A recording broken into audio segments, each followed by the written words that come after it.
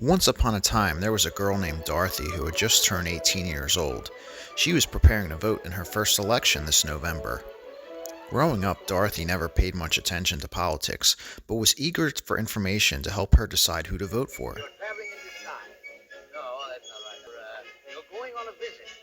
No, I'm wrong. That's not right. After spending some time with President Biden, it was quite clear that he wasn't fit to be holding the highest office in the land anymore. Without any bipartisanship in Congress, it felt like we couldn't move forward. It was like we were stuck in the past, like the whole world was in black and white. Luckily, many other people agreed, so Kamala Harris stepped in to take his place in the upcoming election. But Dorothy's uncles gave her some strong warnings about Kamala, Are you going to let that old ghost heifer try and buffalo you? and the more Dorothy was exposed to her, the more she began to see how impersonable Kamala truly was.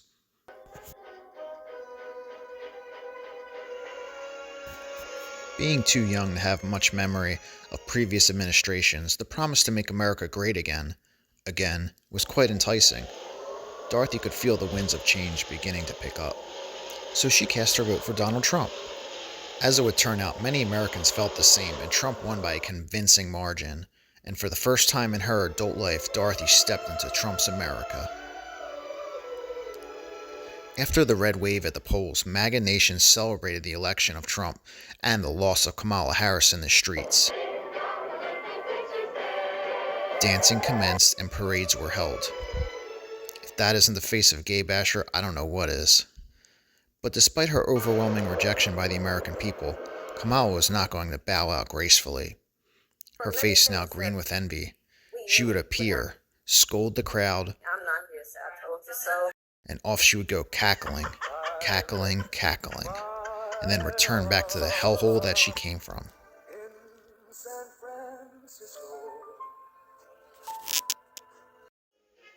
Not everyone Dorothy met was a Trump supporter, though. She made 3 friends along her journey that were quite liberal. First, the Lion, a flamboyant sissy, quick to break out the hysterics. The Tin Man, a total blowhard. And the Scarecrow, a guy that thinks he's superior to blue-collar workers because he has a degree in the humanities. Sum of the square roots of any two sides of an isosceles triangle is equal to the square root of the remaining side. They showed Dorothy that perhaps America wasn't so great again, after all. The United States now had harsh immigration policies. Trump was way too soft on Russia to the point where we had to wonder how soon it would be before they thought they could attack us. And ever since pulling out of the Paris Climate Agreement, the environment has continued to become more and more inhospitable. Kamala never let an opportunity to say, "I told you so," slip by. I'm not here, so I told you so. If you're going to San Francisco. The more time Dorothy spent in Trump's America, the more eerie things became. Dorothy began to have severe remorse about voting for Trump.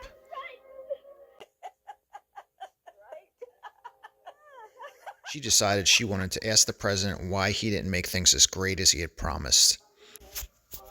She rallied her friends and decided to go visit Trump at his upscale Mar-a-Lago resort and speak to him in person.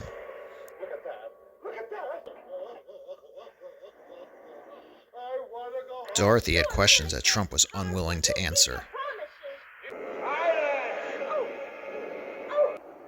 Step forward, Tin Man. Tin Man told Trump his next-door neighbor had immigrated here from Mexico 20 years ago and was deported. Trump said none of that mattered, no illegals. He would have to apply for citizenship. Scarecrow. Scarecrow asked how he could sign an order to authorize so much deforestation in this country. It's a slap in the face to the Endangered Species Act. Trump said wood is good. The timber will make money. Lion told Trump that he uses food stamps to get his groceries, but asked why he can't use it to pay for his cigarettes. Trump told him food stamps have never covered cigarettes, and if he wants them, he will have to get a job.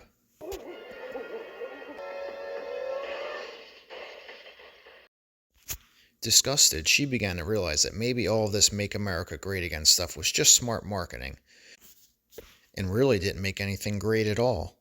Maybe Trump was nothing but an entertaining mascot for a political party, and if you really stopped and looked behind the curtain, you'd see that the strings were really being pulled by Elon Musk. Elon, stressed and overwhelmed, began to resent the Trump machine, so he made an official post on Twitter X that he was leaving, got in one of his SpaceX rockets, and escaped to Mars. As Elon flew away, he tried to yell something down to the people below, but the large crowd made it way too difficult to hear exactly what he said. It was something about the Epstein files. Dorothy, left without answers or hope, began to wish she could leave MAGA country. Suddenly, a beautiful pink bubble began to descend from the sky. Such grace, such elegance. After the bubble dissipated, Dorothy was delighted to see that the bubble was actually the Good Witch of the North, Pennsylvania Senator John Fetterman. Dorothy said she didn't want to be in MAGA country anymore and asked if she could leave. John told Dorothy he'd grant her wish. All you need to do is click your heels and repeat the Democratic oath. Closing her eyes, she began to repeat, "Stay woke, stay woke, stay woke." And then she woke back up into the year 2024. Dorothy sat up and immediately thought to herself, "Oh wait, this shit again?"